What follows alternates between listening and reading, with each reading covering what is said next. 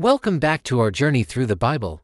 Today, we delve into a powerful story of healing and authority from the Gospel of John, chapter 5. After this, Jesus went up to Jerusalem for one of the Jewish festivals.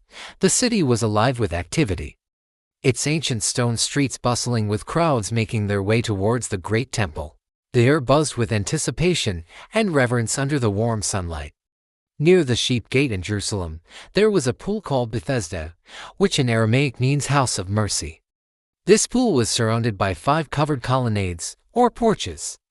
Here, a great number of disabled people used to lie: the blind, the lame, the paralyzed. They were all waiting for the moving of the waters. From time to time, an angel of the Lord would come down and stir up the waters. The first one into the pool after such a disturbance would be cured of whatever disease they had. It was a place of desperate hope, a silent testament to human suffering. Among the crowd was one man who had been an invalid for 38 long years. Imagine, nearly for decades of waiting, watching others, hoping for a miracle that never seemed to come. He lay on his mat, his body weak, his spirit weary from the endless cycle of hope and disappointment. Then, Jesus came to the pool. He saw this man lying there and learned that he had been in this condition for a long time. Filled with compassion, Jesus approached him, cutting through the crowd and the despair.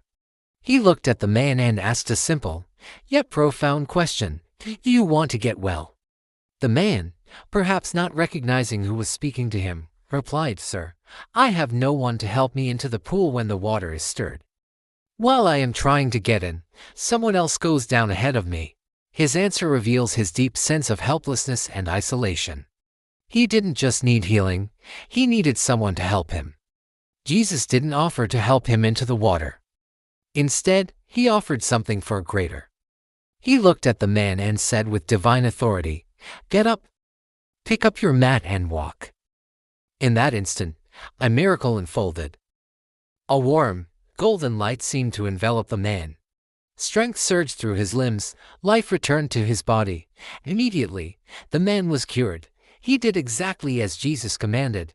He stood up, something he hadn't done in 38 years. Rolled up the mat that had been his constant companion in sickness, and began to walk.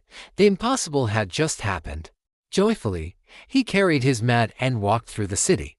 However, the day this miracle occurred was the Sabbath.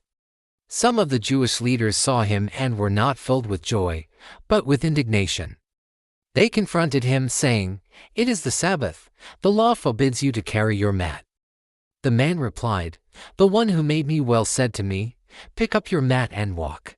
They asked him who this man was, but the healed man didn't know, for Jesus had slipped away into the crowd.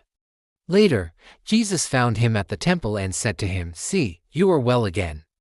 Stop sinning, or something worse may happen to you." The man then went away and told the Jewish leaders that it was Jesus who had made him well. This brings us to a crucial lesson about godly association.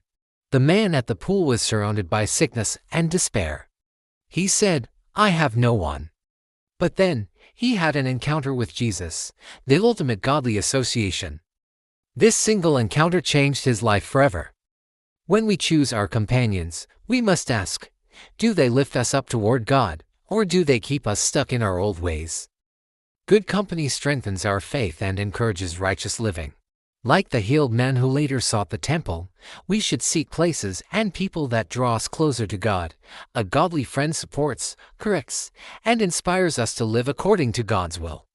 Choose friends who bring you closer to God, not those who pull you away. Because of this healing on the Sabbath, the religious leaders began to persecute Jesus. In response, Jesus gave them a powerful teaching about his authority. He said, "My Father is always at his work to this very day, and I too am working." He explained that he, the Son, can do nothing by himself. He can only do what he sees the Father doing. He spoke of raising the dead, of judgment, and of the eternal life that comes to those who hear his word and believe in the one who sent him. His words were a declaration of his divine nature, a truth that offered life to all who would believe. Thank you for joining us for this story of hope and redemption. If this message touched your heart, please like, share, and subscribe for more biblical stories.